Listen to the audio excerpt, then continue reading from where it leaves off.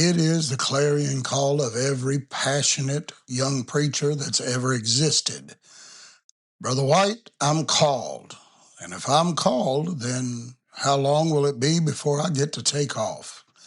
Let's talk about that today on today's Ministry Matters podcast. Let's look at the subject. I'm called. When can I go? Hello, everybody. This is Bishop Douglas White, and you're listening to the Ministry Matters podcast. This is a space designed for callings to be clarified, character to be cultivated, commitments to be deepened. God bless you. Let's talk about matters that pertain to your ministry. Good morning, everybody. Bishop Douglas White, and we're back today with another Ministry Matters podcast. We are extremely happy to be able to bring this broadcast to you because it deals with one of those things that absolutely rocks my world. I love to deal with young ministers, to talk to them, to help develop them, to help train them. There's nothing in this life like a passionate young preacher that's willing to take on any challenge to be used of God. There's just absolutely nothing like it anywhere on the face of the earth. Part of the issue at that point becomes I've got passion, I've got desire, I've got a willingness. There are literally people out there who will tell you I've got a willingness to do anything that God wants me to do. There's nothing too strong that God could ask me that I wouldn't be able or willing to do. Those are the kind of people that are absolutely passionate about the things of God. But part of that passion is that sometimes you can become very confused as it pertains to your ministry. And realistically, there's always that tendency to want to jump the gun early. I'll have to take my time today and teach this because I can tell you that when I was young, I had some doors open to me. Was very, very close to my man of God, as you probably already know. There was absolutely nothing that I would have done to have offended my man of God, to have hurt my man of God. As doors began to open up in my ministry, at one point I found myself in one service at my home church in the space of about almost 6 months. And it was on a Sunday morning. As I began to talk to Bishop Johnson about the places that were asking me to preach, I never went anywhere without asking my man of God what his opinion was, because if there was some reason my bishop didn't want me to go there, simply put, it was never going to happen. So, having said that, I came home and I got ready to talk to him one day and asked him about preaching for my brother-in-law. And he said, absolutely, I have no problem with that at all. Now, mind you, I am working every day I lived. There were times I'd get back 2, 3 o'clock in the morning, sometimes 4 in the morning. I'd have to get up, go to work at 6 o'clock. And my bishop told me, he said, Brother White, he said, I'm just a little concerned.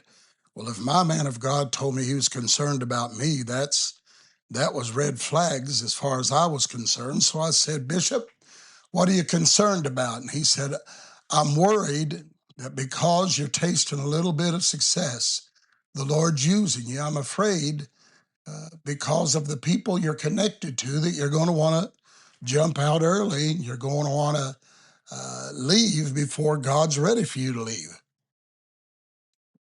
Well, I assured him that was never going to happen. I told him, I said, Bishop, when the time comes, you're going to have to tell me to leave because I'm never just going to pack my bags and evangelize. And I was thankful that he was mindful of my needs. Having said that, there were many opportunities for me to jump the gun. And I have pastored enough preachers, dealt with enough people. I've had other pastors ask me if their young preacher could go with us to eat different things. And the question comes up, Brother White, I've got all this passion. I want to do something for God, genuine, sincere, tears streaming down their faces. Brother White, I've got all this passion. I know that I'm called. When can I go? I love that kind of spirit if it's teachable. If it's not teachable, that is a horrible, horrible kind of spirit to have to deal with. Now, let me explain that for you. I have talked to preachers that their mentality is God's called me. I'm going to be in ministry. I'm going to quit my job and evangelize. I'm going to do everything that I do. And I don't care if I miss God's timing, whether they'll vocalize that or not. They could care less about God's timing. I've actually had a preacher or two through the years. Their main impetus is they will tell you, I'm going to be full-time ministry, whether it's the will of God or not. Let me help every young preacher out there. If it is not the will of God, you're going to be a flash in the pan. You're going to shine for a minute, then you're going to fade. It's never going to work, because when it comes to ministry, it's not enough to hear God's voice. You've got to feel God's timing. You've got to have that. There is no other choice. But I have dealt with people whose very mentality is that I'm going to be full-time, I'm going to do this, whether it's God's will or not, hear me well. I want to answer the question that some of you in ministry have been kicking around. Brother White, I'm called. How soon can I leave? I don't mean to violate what your pastor may preach, what your pastor may teach. This is one of those formats that if he teaches different, he's right and I'm wrong. But I do not like my young preachers calling people trying to kick doors open. I don't know, in 38 years, almost 38 years of pastoring his church, if I have ever had a cold call from a preacher saying, I want to preach for you, and me say, yeah, come on. I still believe that a man's gift makes room for itself. Brother White, I want to be busy. I want to do the work of God. And I'll talk more about how to keep busy later in another podcast. But today, I want to tell you a secret about being used of God. You cannot kick doors of ministry open. You have to be a skilled individual that knows how to wait on God, knows how to hear his voice, knows how to let God open the doors that he chooses for you to have. Let me admonish somebody out there. There were doors that I had open to me. I had a man that asked me to come preach revival. We had a great revival, and suddenly the assistant pastor wanted to take me out. He wanted to take me out to eat. I was going back to the airport the next day. I asked the pastor, I never interact with another man's saints without that pastor at least being aware of it. He said he had no problem. I got in the car with him, and the man turned to me immediately and said, Brother White, I can split this church today and take everybody the man's got except his family. All I need is your word that you'll come take this church. Without hesitation, God spoke to me and said he doesn't want to split this church so you can pastor it. He wants to split that church so he can pastor it, and he needs somebody to blame it on. You can never be too careful. That's why you always ask God, and you wait for God's approval, and then you ask your man of God and ask him if he knows there's a reason why you should or shouldn't go. Having said all of that, a good rule of thumb is you never, ever, ever make demands on your ministry. You let your ministry make demands on you. Just because you've preached out a few times, just because God's blessed the meetings that you're in, just because you've opened the door and you felt like God was going to help you, that doesn't mean that you need to lock yourself into a situation where you quit your job, you let go of any security you've got. Well, Brother White, I've got to do it someday. I agree. But when it's God's timing, then God's obligated to take care of you. If it's your timing, then you have to take care of yourself. I want to say that again because I want everybody out there to understand it. I've seen men, I've seen passionate men, I've seen sincere-hearted men who would tell you, I want to be in ministry. I'll quit my job. I'll do this. I'll evangelize.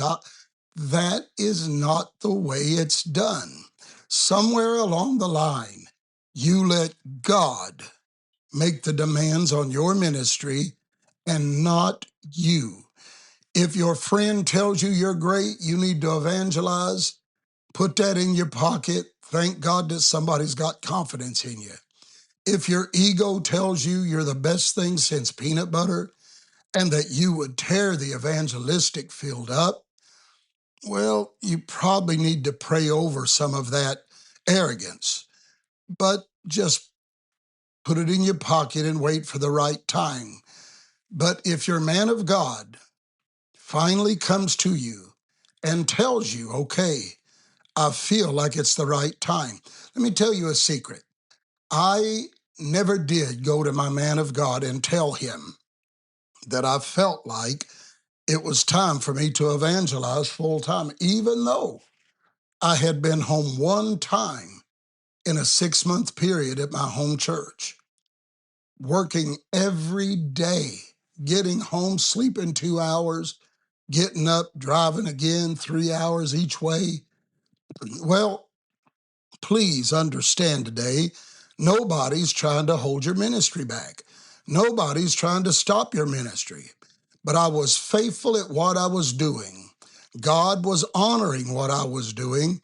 And evidently, my man of God, who was close enough to God to know the sacrifice that I was putting in it and the blessings God was honoring that sacrifice with, he finally took me aside one day.